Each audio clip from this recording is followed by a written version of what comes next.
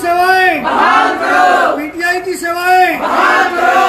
हरियाणा सरकार मुर्दाबाद, हरियाणा सरकार मुर्दाबाद, बीजेपी सरकार मुर्दाबाद। खट्टर है तेरी है खबर खुदेगी, आज नहीं तो कल खुदेगी। खट्टर तेरी कबर खुदेगी, आज नहीं तो कल खुदेगी। खट्टर तेरी कबर खुदेगी, आज नहीं तो कल खुदेगी। खट्टर मर गया, हाय हाय, खट्टर मर गया, हाय हाय, मोदी मर गया, हाय हाय, मोदी मर गया, हाय हाय, दुष्यंत मर गया, हाय हाय, दुष्यंत मर गया, हाय हाय, गुज्जर मर गया, हाय हाय, सीएम मुर्दाबाद, हरियाणा सीएम मुर्दाबाद, हरियाणा सीएम मुर्दाबाद, भारत पीएम मुर्दाबाद, भारत पीएम मुर्दाबाद, हरियाणा सरकार मुर्दाबाद, हरियाणा सरकार। मुर्दाबाद।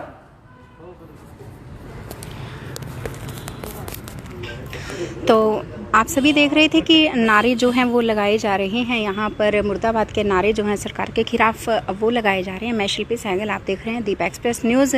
और इस वक्त हम अम्बाला शहर के डीए ऑफिस में मौजूद हैं। यहाँ पर टीचर्स इकट्ठा हुए हैं, धरना प्रदर्शन जो है वो इन्होंने यहाँ पर किया हुआ है सुबह से ही। क्या वजह रही है, क्या कारण रहे हैं, आज ये लोग इकट्ठा हैं यहाँ पर और धरना प्रदर्शन इन्होंने किया है। कारण जानेंगे हम किस कारण से ये लोग जो हैं यहाँ पर इकट्ठा हैं, क्या वजह रही है। तो आप लोग देखते रहिए दीप एक्सप्रेस न्यूज़ और आप लोग हमें कमेंट्स जरूर करते रहिए आपको हमारी वीडियो कैसी लगी, और यूट्यूब पर जाकर हमें सब्सक्राइब करना ना भूलें। सुशील कुमार जी बहुत बहुत स्वागत है आपका, विक्की शेखरी जी, मनोहर देव जी बहुत बहुत स्वागत है आपका। Thank you Sushil Kumar ji. नमस्कार जी। नमस्कार मैम।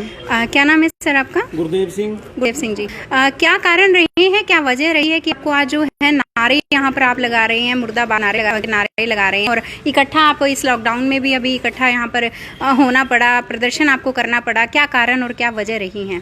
मैडम सबसे पहले तो मैं आपको केस को जो है जिसकी वजह से हम यहाँ पे आज पहुँचे हैं नारे लगाने के लिए जी विस्तार से बताना चाहूँगा कि सन 2006 में जी 1983 पदों पर भर्ती के लिए पीटीआई के पदों पर वैकेंसीज निकली थी जी।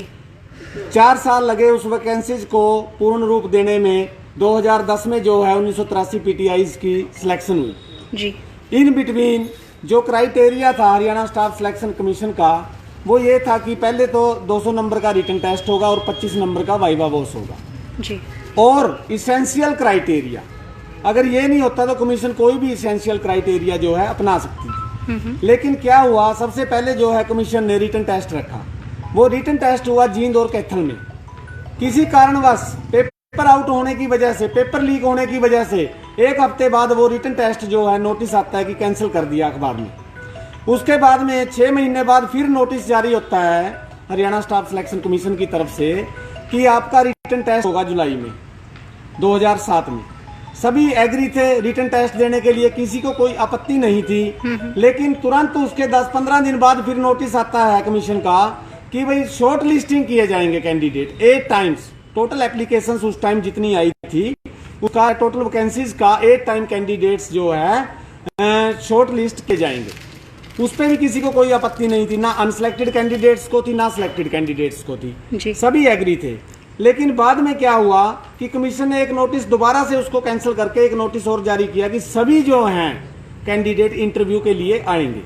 सभी कैंडिडेट्स को इंटरव्यू के लिए कॉल किया। 15,882 कैंडिडेट्स ने इंटरव्यू अपीयर किया। ठीक है। किसी को कोई आपत्ति नहीं थी, किसी ने एप्लीकेशन नहीं दी, किसी ने विरोध नहीं जताया। उसके बाद 2008 की बात मैं आपको बता रहा हूँ, ये जो इंटरव्यू का प्रोसेस था पूरा 2009 निकल गया। अप्रैल 2010 को रिजल्ट आउट होता है। 11 अप्रैल 2010 के न्यूज़पेपर में रिजल्ट प्रिंट होता है। उसमें जो अनसिलेक्टेड कैंडिडेट थे, जब उन्होंने देखा कि हमारा तो सिलेक्शन नहीं हुआ, उन्होंने आरटीआई लगाई। आरटीआई के माध्यम से जानकारियां लेके उन्होंने ग्राउंड बनाया और जाके हाई कोर्ट में रिट दायर कर। हाई कोर्ट में दुर्भाग्यवश हमारे केस की पैरवी सरकार की तरफ से पूर्ण रूप से नहीं हो पाई उस टाइम। तो जो ये था अपना सिलेक्शन प्रोसेस था, जो वहां पे कहीं ना कहीं खामियां रहेगी और उन खामियों की वजह से जो भर्ती थी सिंगल बेंच ने 2012 में सितंबर में क्वैश कर दी। उसके बाद हम आगे अपील में गए, डबल बेंच पे गए और 2013 में डबल बेंच में हमारी सिलेक्शन जो है क्वैश हो गई। 2013 में हमने अपील दायर की सुप्रीम कोर्ट में। माननीय सर्वोच्च न्यायालय से हमारे को स्टेटस को मिला नवंबर में उसके बाद लगातार हमारी सेवाएं जारी थी, लेकिन 5 मार्च 2020 को हमारी आर्ग्यूमेंट सुप्रीम कोर्ट में खत्म हुई। ठीक है। वहां भी लगभग 65-66 पेटिशनर जो थे, 68 थे, जितने भी थे वहां पहुंचे हुए थे सुप्रीम कोर्ट में, जो अनसिलेक्टेड थे। सरकार से वैकेंसियां पूछी गई वहां पे कि क्या आपके पास पीटीआईज की वैकेंसीज हैं, लेकिन सरकार के पास वैकेंसीज भी थी, चाहती तो बना भी देती, सब कुछ एडजस्ट कर सकती थी। अगर सरकार उस टाइम हमारी मदद सुप्रीम कोर्ट में करती तो आज हमें ये दिन ना देखना पड़ता। आज हमारे 2000 परिवार, 1983 परिवार सड़कों पर हैं, सिर्फ सरकार की थोड़ी पैरवी ना करने की वजह से। और उसके बाद माननीय सर्वोच्च न्यायालय का जो आदेश आता है वो ये है कि आप लॉकडाउन खुलने के बाद 5 महीने के अंदर दोबारा भर्ती करें। ठीक है। सर्वोच्च न्यायालय ने ये कहीं नहीं कहा कि इनको जो कर्मचारी हैं, पीटीआईज हैं, इनको तुरंत प्रभाव से रिलीव करके भर्ती करें, ऐसा कहीं भी नहीं है ऑर्डर में। लेकिन सरकार ने जो है 8 अप्रैल को डिसीजन आता है, 9 अप्रैल से फाइल चालू कर दी रिलीविंग के लिए। और वो आखिरकार हम सरकार से भी मिले, हम सीएम साहब से भी मिले, उसके बाद में ईएम से भी मिले, दुष्यंत चौटाला से भी मिले। ये जो कहा करते थे कि हमारी सरकार जो है नौकरी देने वाली सरकार है, आज वही सरकार दुनिया देख रही है कि इसने लॉकडाउन के अंदर ऐसे 2000 परिवारों को सड़कों पे उतार दिया है 11 साल की नौकरी के बाद। 6 महीने नहीं, 3 महीने एडहोक पे लग के भी लोग 1 2 साल 3 साल बाद रेगुलर हो जाते थे। हमारी तो सिलेक्शन थ्रू प्रॉपर चैनल हुई थी। हमने तो जो है आदेश थे जो हरियाणा स्टाफ सिलेक्शन कमीशन के वो फॉलो किए थे। उसके बाद रेगुलर सेवाएं दी हैं, सभी की ACRs बनी, कोई फॉल्ट नहीं है। कई लोग कहते हैं अब इनके डॉक्यूमेंट्स में फॉल्ट है। मैं यहां से आपके चैनल के माध्यम से उनको बताना चाहता हूं कि हमारे में से किसी को भी साबित कर दें वो किसी के डॉक्यूमेंट्स में कोई फॉल्ट है तो हम अपने आप ही छोड़ दें। लेकिन हम अभी भी सरकार से ये कहते हैं कि आप हमारे डॉक्यूमेंट्स की वेरिफिकेशन करिए। अगर दोषी पाए जाते हैं, नौकरी तो क्या, जो भी सजा आप देंगे हमें मंजूर है। 3-3, 4-4 बार जो है डॉक्यूमेंट्स की वेरिफिकेशन हो चुकी है। मैं आपको यहाँ ये भी बता दूं, वेरिफिकेशन होने के बाद ही 2 कैंडिडेट पूरे हरियाणा में ऐसे थे कि एक को तो टर्मिनेट डिपार्टमेंट ने किया था और एक कैंडिडेट इस पूरी सिलेक्शन में अपने आप ही नौकरी जो है रिजाइन करके छोड़ के वो चले गए थे। उसके अलावा कोई भी कैंडिडेट ऐसा नहीं है जिसकी वेरिफिकेशन ना हुई हो या जिसके डॉक्यूमेंट्स में कोई खामी है सामने आई हो। कई दफा चर्चा होती है, मैं आपको बताना चाहता हूं क्योंकि मेरे संज्ञान में ये मामला आया था कि इस भर्ती में ऐसे कैंडिडेट लगे हैं जिन्होंने 10वीं जो है बाद में करी है, CPED पहले करी है। ठीक है। ये एक समझने का विषय है। मैं बताता हूं उस कैंडिडेट का क्या है। उस कैंडिडेट ने 1992 में 10th की, 10वीं की जी। क्या रूल था हरियाणा बोर्ड का कि उस दौरान अगर एक पेपर में फेल होता था आदमी तो उसको जो है पास का सर्टिफिकेट जो है स्टूडेंट को दिया जाता था। ठीक है। 1992 में 10th में उसको मैथ के पेपर में वो फेल था लड़का, उसको जो है पास का सर्टिफिकेट बोर्ड ने इश्यू कर दिया। ठीक है। उस सर्टिफिकेट के बेस पे उसने CPED में एडमिशन लिया। 1 साल का CPED कोर्स है। 1993 में उसने CPED पास की। CPED पास करने के बाद आप भी जानते हैं कि तुरंत प्रभाव से किसी की नौकरी नहीं लगती। लेकिन जब उसने देखा कि अब CPED कंप्लीट कर ली, अब मैं क्यों ना ये मैथ का पेपर जो है ये क्लियर कर लूं, 1993 में उसने वो पेपर अप्लाई किया और 94 में मार्च में वो पेपर दिया और उसके बाद उस पेपर को क्लियर किया, पास हो गया वो उस पेपर में। दोबारा से क्या किया बोर्ड ने, उसका पहले वाला सर्टिफिकेट अपने पास मंगवाया और 94 में उसको दोबारा से नया सर्टिफिकेट जारी किया। ये रूल था बोर्ड का उस टाइम। ठीक है। ये रूल था, लेकिन ये लोग समझने के लिए कोई तैयार नहीं है। बदनाम किया जा रहा है पीटीआईज को बिना वजह के, ऐसा कुछ नहीं है। मैं सिर्फ ये कहना चाहता हूं कि कम से कम सरकार आज हमें ये बताए कि हम कसूरवार कहां हैं। जी। ये 1983 पीटीआई कहां कसूरवार हैं जिनको आज सड़कों पे खड़ा कर दिया है। इनके बच्चे परेशान, इनके बुजुर्ग परेशान, इनके रिश्तेदार संबंधी परेशान। ये 2000 परिवार नहीं है, ये 20,000 परिवार। तो सरकार से क्या मांग है? सरकार से हमारी यही मांग है कि हमारा दोष कहीं नहीं है, हमें पुनः बहाल किया जाए। हमारी सेवाएं जो हैं निरस्त की हैं, हमारे लिए कोई ना कोई रास्ता निकाला जाए। सरकार के पास वैधानिक शक्ति है, सरकार चाहे तो कोई भी रास्ता निकाल सकती है। सरकार ने पहले भी निकाले हैं। सर्वोच्च न्यायालय का डिसीजन हो, माननीय उच्च न्यायालय का डिसीजन हो, सभी आते हैं सरकार के पास। लेकिन सरकार कहीं ना कहीं अपनी जो है ऐसी पॉलिसीज बना के या वैधानिक शक्तियों का इस्तेमाल करते हुए हमेशा कर्मचारियों को सुरक्षा प्रदान की है। एग्जाम्पल भी मैं देता हूं चाहे वो आप पटवारियों को ले लो, चाहे वो अर्धसैनिक बलों को ले लो, चाहे वो हमारे जो भाई हैं गैस टीचर्स को ले लो, सरकार ने सेवा सुरक्षा सबको दी है। और हम ये कहना चाहते हैं कि पीटीआई का गुनाह कहाँ है? अगर पीटीआई कहीं गुनाहगार है तो पीटीआई को सरेआम क्यों नहीं गोलियां मार देते खड़े करके? ये तो सरासर तानाशाही है, बिना दोष के हमारे को सजा दी जा रही है। हम सारी प्रक्रिया से गुजरे हैं, उसके बावजूद भी आज हम सड़क पे खड़े हैं। कैसा लोकतंत्र है ये? हमें नहीं समझ आ रही है इस बात की। दुष्यंत चौटाला कहता था 70% रोजगार दूंगा, कहां गया 70%? जो पहले वाला था वो भी छीन लिया। ठीक है तो क्यों सजा दी जा रही है? अब आगे की मैं बताऊंगा। ये खड़े हैं हमारे बहन, ये आपको थोड़ा एक क्वेश्चन आपसे करना चाहूंगी। सुबह से आप यहाँ पर बैठे हैं, क्या आपसे इस वक्त कोई मिलने आया है या आपने कोई ज्ञापन वगैरह आज ऐसा कुछ देना है, ज्ञापन देना है? किसको देना है आपको? ऐसा है मैडम, आज हमारा जो है सांकेतिक धरना है 10 बजे से लेकर 4 बजे तक। ठीक है। और ये हम ज्ञापन देंगे अपना बीओ के माध्यम से, ब्लॉक एजुकेशन ऑफिसर के माध्यम से। ठीक है। उनको हमने ज्ञापन देना है और वो ज्ञापन हमारे पास तैयार है और उनके जरिए जो है हम अपनी बात ऊपर तक पहुंचाएंगे। और सोमवार से 15 जून से जो है हम जिला स्तर पे इस धरने को मतलब अनशन, जो कर्मिक अनशन होता है वो हमारा शुरू होने जा रहा है 15 जून से। अनिश्चित काल जो है धरना, हाँ वो आगे चलेगा। ठीक है। क्योंकि जब तक हमारी सेवाएं बहाल नहीं हो जाती, पूरे हरियाणा में है वो और आज का भी पूरे हरियाणा में सभी ब्लॉकों में, जहाँ जहाँ जितने भी ब्लॉक हैं सभी ब्लॉकों में ये धरना हमारा चल रहा है। ठीक है। आपका क्या नाम है मैम? मेरा नाम इंद्रो देवी है जी। आप इस मौके पर क्या कहना चाहेंगे? जैसे सुबह से आप बैठे हो और अनिश्चित काल की भी आप धरने की भी आप बात कर रहे हो, नारेबाजी भी आप सरकार के खिलाफ कर रहे हो, क्या आप इस पर क्या कहना चाहेंगे? प्रतिक्रिया यही है मैडम कि जितने भी 1983 पीटीआईज हैं, ठीक है, उसमें से 95% सिंगल अर्निंग है। जब परिवार का कमाने वाला ही नहीं रहेगा तो उसके पीछे 10 मेंबर भूखे मरेंगे। तो इससे हमारे तो सरकार से हमने हाथ भी जोड़े हैं, गिड़गिड़ाए भी हैं, सबसे हम मिले भी हैं। एक मंत्री से हमने 2 महीने ऐसा कोई दिन नहीं जाने दिया जब हम मंत्रियों से नहीं मिले, विधायकों से नहीं मिले, जितने भी इनके इवन हम एमपीओ से भी मिले। सबने हमें आश्वासन दिया लेकिन झूठा आश्वासन दिया। किसी ने भी, हम दुष्यंत चौटाला से भी मिले, हम दुष्यंत चौटाला से इसलिए मिले, हमारी बहनों ने, इनको तरस नहीं आया, अपने बच्चे तक इनके पैरों में रखे। कुछ बहनें हमारी कैंसर से ग्रस्त हैं, कुछ बहनें हमारी, 1-2 बहनों को पैरालाइज हो चुका है इसके बाद टेंशन में, कुछ हमारी बहनें डिप्रेशन में जा रही हैं। बहनें क्यों, भाई भी, बहनें तो फिर भी भाई के सिर पे खा लेंगी, भाई किसके सिर पे खाएंगे? दुष्यंत चौटाला जी से आप मिली थी तो क्या आश्वासन दुष्यंत चौटाला से जब मिले थे तो उन्होंने बोला था कि सरकार आपके साथ है। हर विधायक, हर मंत्री ने हमें यही आश्वासन दिया, लेकिन हमारे पीठ में छुरी मारी सरकार ने धोखे से। एकदम अगले दिन सैटरडे संडे आने वाला था, 3 दिन का नोटिस जारी कर दिया, फिर नाटक किया, वापिस ले लिया कि जब तक अगला आदेशों तक इनको नियमित रखा जाए।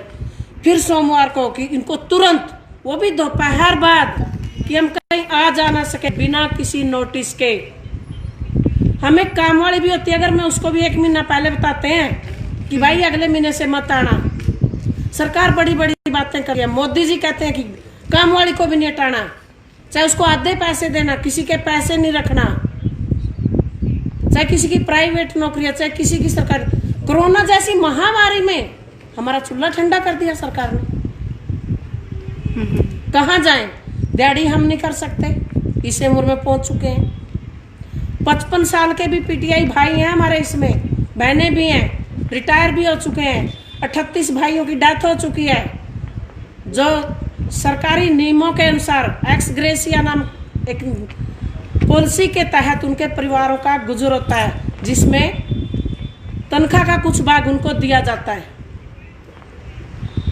तो वो परिवार कहाँ से खाना खाएगा? पेपर रख दिया।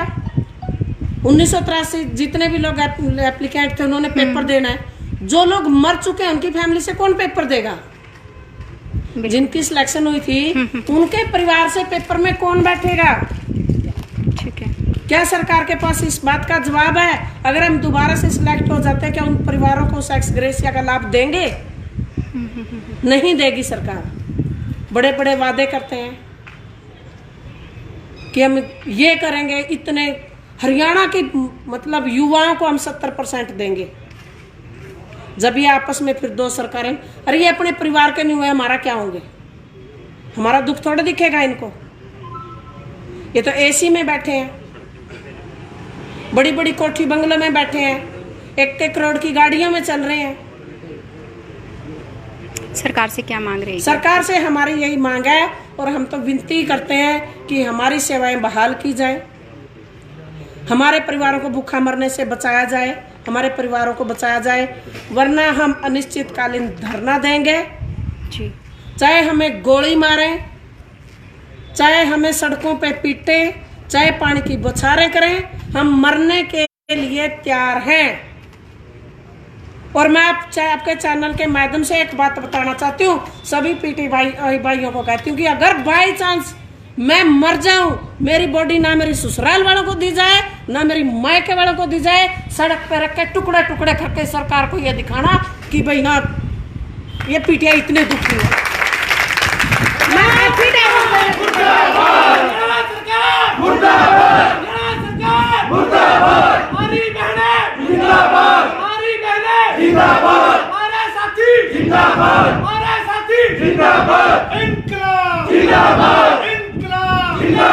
तानाशाही नहीं चलेगी, तानाशाही नहीं चलेगी, तानाशाही नहीं चलेगी। रोजी रोटी के हथियारों, मार सको तो गोली मारो। रोजी रोटी के हथियारों, मार सको तो गोली मारो। रोजी रोटी के हथियारों, मार सको तो गोली मारो। दुष्यंत चौटाला मुर्दाबाद, दुष्यंत चौटाला मुर्दाबाद। सारे रुड़ गए, हाय हाय, सारे मर गए, हाय हाय।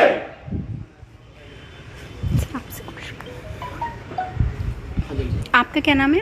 मेरा नाम है संदीप चंद्र जी। अभी आप 2 शब्द बोल रहे थे जिस टाइम मैं उनसे बात कर रही थी, तो इस मौके पर आप क्या कहना चाहेंगे? मैम, हम तो ये कहना चाहते हैं, अगर इस सरकार में हमारा सही निर्णय नहीं होता तो हम कहाँ जाएंगे।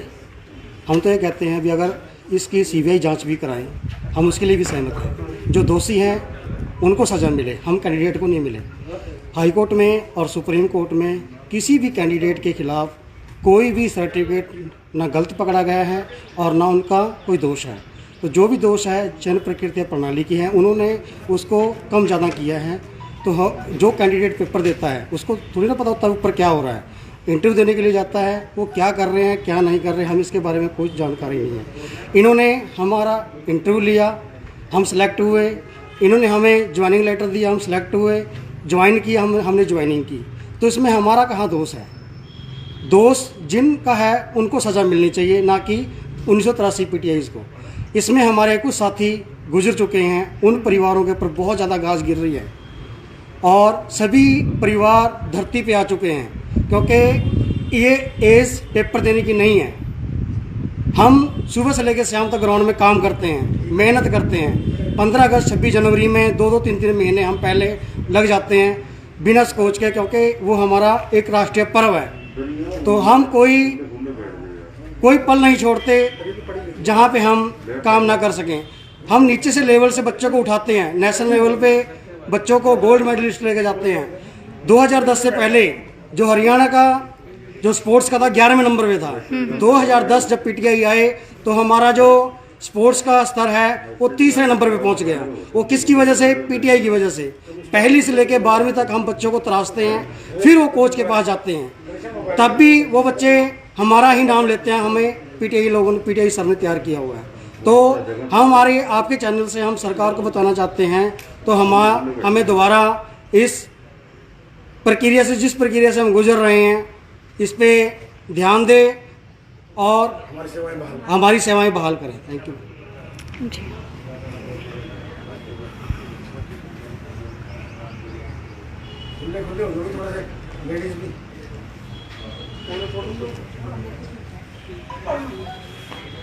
मेरा एक क्वेश्चन रहेगा आपसे कि अभी आप धरना प्रदर्शन आपने किया हुआ है सुबह से ही और 4 बजे तक आज आप बैठे हैं, लेकिन आपने ये भी इसमें कहा है कि अगर आपकी मांगे जो हैं वो नहीं मानी जाती तो 13 तारीख से जो है आप अनिश्चितकाल 15 तारीख से, ठीक है, 15 तारीख से जो है अनिश्चितकालीन धरने पर जो है आप बैठ जाएंगे। लेकिन लॉकडाउन जिस तरह से चल रहा है और ग्राफ जो है कोरोना का वो बढ़ता जा रहा है, तो आपको नहीं लगता कि ये कुछ गलत होगा?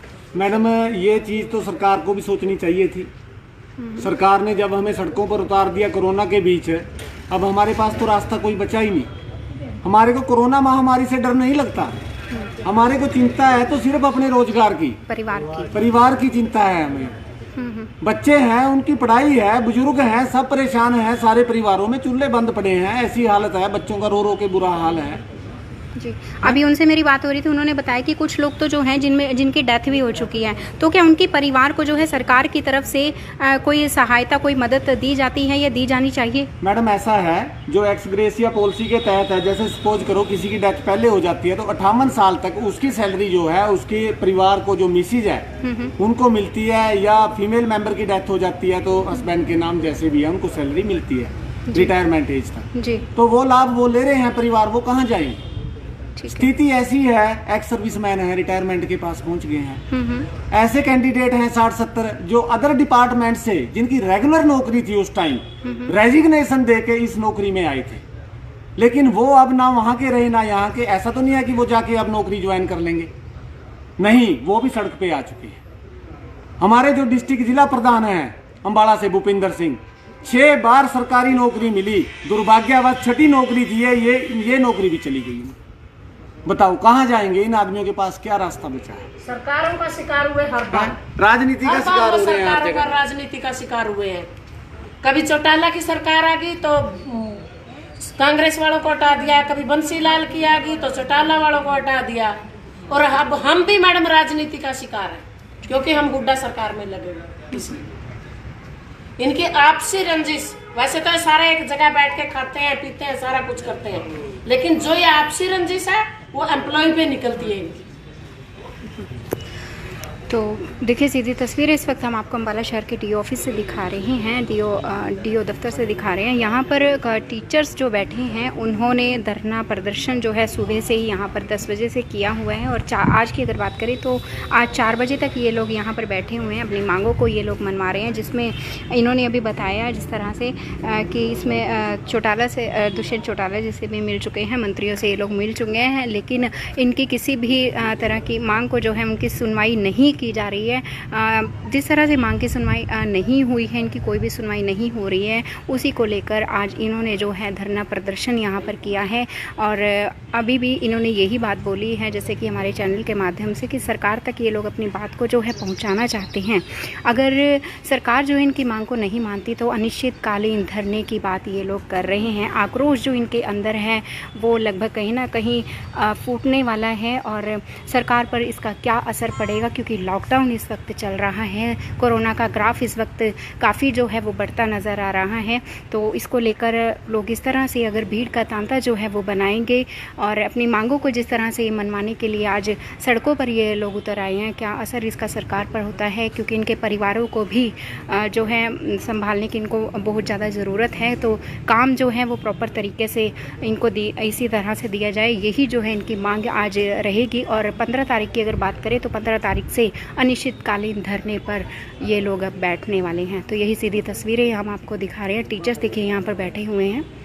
तो आगे की कार्रवाई क्या रहेगी, किस तरह से सरकार जो है अपना फैसला लेगी, सरकार तक इनकी बात पहुँचे, यही अपील भी हमारी रहेगी सरकार से। और हमारे एमडी एवं चेयरमैन मिस्टर तेजिंदर सिंह वालिया जी भी अपील करते हैं सरकार से कि टीचर्स जिस तरह से अभी लॉकडाउन के अंदर ये लोग धरना प्रदर्शन पर उतर आए हैं, तो इन लोगों को धरना प्रदर्शन आगे ना कंटिन्यू रखना पड़े, अनिश्चितकालीन धरने पर ना जाना पड़े। तो वो भी यही अपील करते हैं कि इनकी जो जायज़ मांगे हैं वो मानी जाएँ, ताकि भीड़ भाड़ का तांता जो है वो बिल्कुल भी ना बनाया जाए, सुरक्षित जो है वो लोग रहें। तो मुझे दीजिए इजाज़त। मैं शिल्पी सहगल, आप देख रहे थे दीप एक्सप्रेस न्यूज़। आज हमें कमेंट्स करते रहें कि आपको हमारी वीडियो कैसी लगी, और हर छोटी बड़ी खबर के लिए हम आपको अपडेट कराते रहेंगे। यूट्यूब पर जाकर हमें सब्सक्राइब करना ना भूलिए। तो चलिए एक बार फिर से हम आपको स्टूडियो लिए चलते हैं। धन्यवाद।